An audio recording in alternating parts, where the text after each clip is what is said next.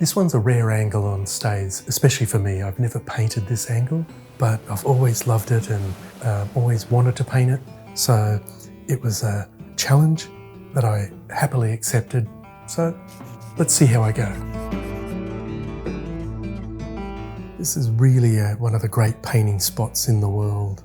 I kind of wished it was just down the road. I think I've said that before,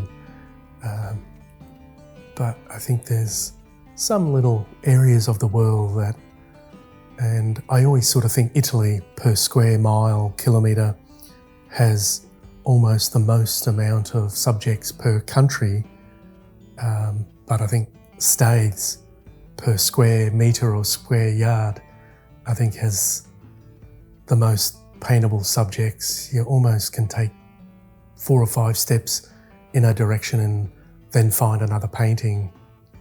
Maybe I'm over exaggerating that, but it is a great little area where you can get uphill looking scenes like this one, fantastic downhill scenes, which I probably am more of a downhill aerial perspective painter, but I do like to change it up. And I think with this one, it was the arrangement of the buildings. That was the main thrust and the main focus, other than obviously the little bridge which ties one area of Staithes to the other through the little beck.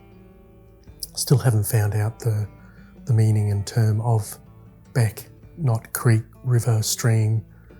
But so this was only my second visit to Staithes, but it really is a place that I could highly recommend. So for folks that live in the UK, lucky you. And I don't think, even though it has been painted quite a bit, right back to, I believe, the Staithes painting group in the 1860s or 1880s. Richard and Mary Knight, I think, is some of the better known painters, which actually I could be distantly related to. My great-grandmother was Mary Knight. It's always a bit tangible, but you never do know.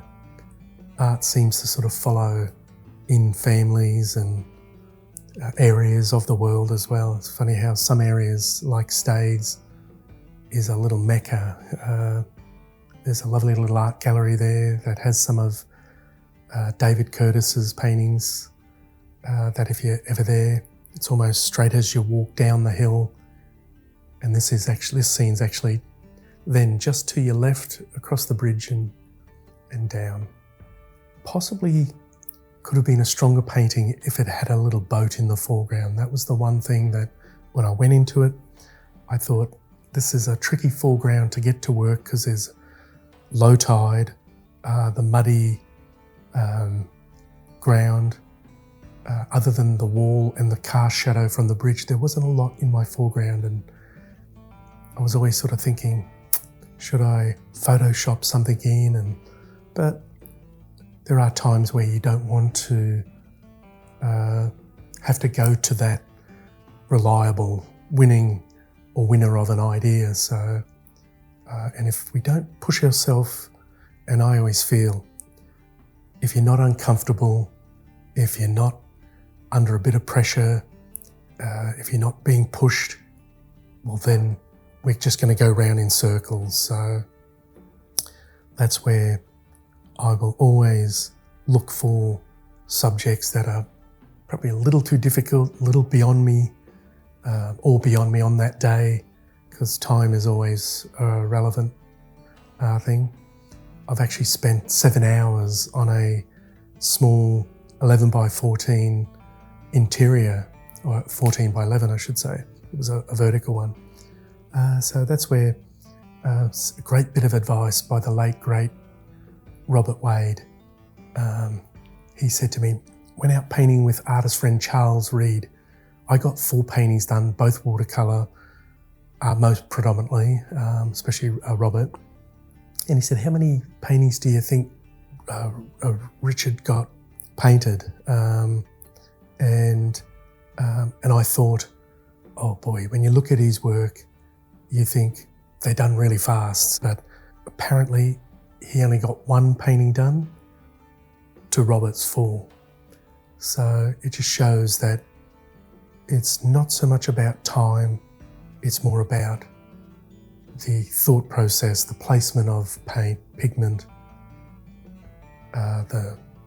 what's happening on that board in that moment. That's why after seeing David paint, because I'd seen his work for years, since sort of the early 90s, maybe even a fraction earlier. And you can see it in a book, magazine, or printed form, and then digital.